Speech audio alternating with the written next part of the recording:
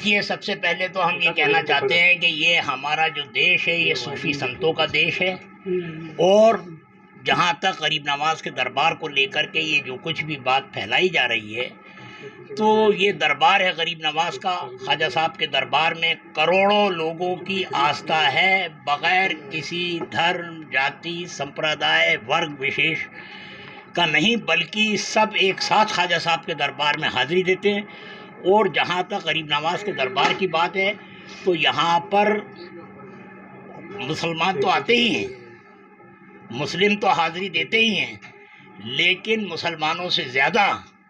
60% 70% جو ہے ہندو بھائی خواجہ صاحب کے دربار میں آتے ہیں، اور خواجہ صاحب کے دربار میں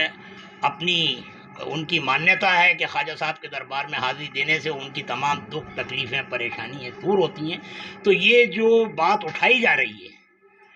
یہ خواجہ صاحب کے دربار پر نہیں اٹھائی جا رہی ہے، بلکہ ان کروڑوں لوگوں کی آستھا کو ٹھیس پہنچائی جا رہی ہے۔ یہ بات سننے کے بعد میں جتنے بھی لوگ جو خواجہ صاحب سے شردہ رکھتے ہیں، عقیدت رکھتے ہیں، تڑپ رکھتے ہیں، محبت رکھتے ہیں، ان کی عقیدتیں مجروح ہوتی ہیں، ان کی شردہ کو ٹھیس پہنچتی ہے۔ لہٰذا جو بھی ایسے لوگ ہیں جو اس طرح کے واتاورن کو پیدا کرنا چاہ رہے ہیں، وہ مٹھی بھر لوگ ہیں جو دیش کے اندر اراجکتا پھیلانا چاہتے ہیں اور اس طرح کے مدعے اٹھا کر کے لوگوں کو ورگلانا چاہتے ہیں۔ چونکہ خواجہ صاحب کا دربار ہے 850 سال سے غریب نواز کا دربار یہاں پر قائم ہے، تب سے لے کر کے آج تک نہ صرف عوام بلکہ ہر موقع کے اوپر جتنے بھی شاسک رہے ہیں، خواجہ صاحب کی جیون سے لے کے آج تک کی بات کر رہا ہوں میں،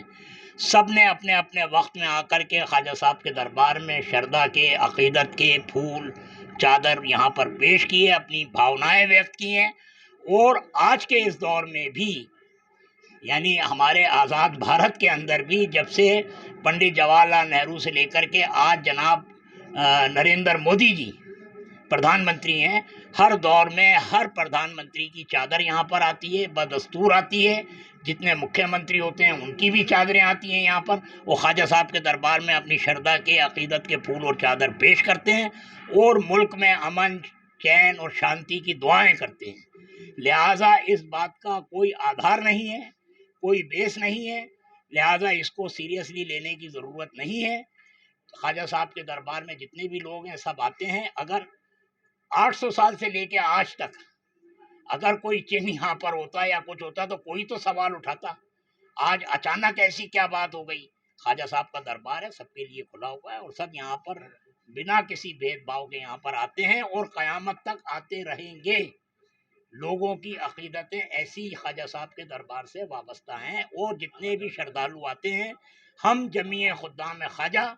جو خواجہ صاحب کے جیون سے لے کر کے آج تک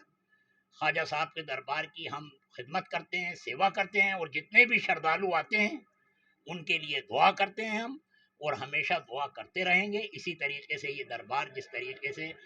بھائی چارہ، امن، چین کا گہوارہ ہے، یہ اسی طریقے سے رہے گا۔ اور جتنی بھی، نہ صرف خواجہ صاحب کا دربار بلکہ جتنی بھی درگاہیں ہیں،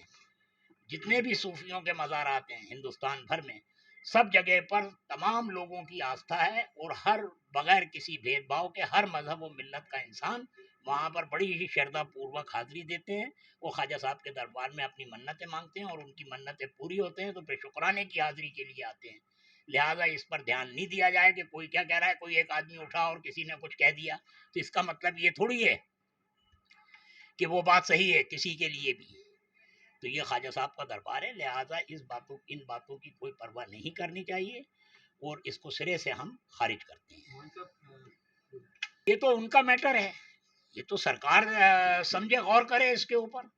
اور اس میں کیا سروے کرانے کی بات ہے؟ سرکاریں بھی ہمیشہ دربار میں آتی رہی ہیں، جاتی رہی ہیں یہاں پر، لہٰذا اس سے کوئی بات نہیں ہے۔ انہوں نے اگر سرکار سے سوال کیا تو یہ سرکار کا وشے ہے، وہ چاہے جیسے کریں۔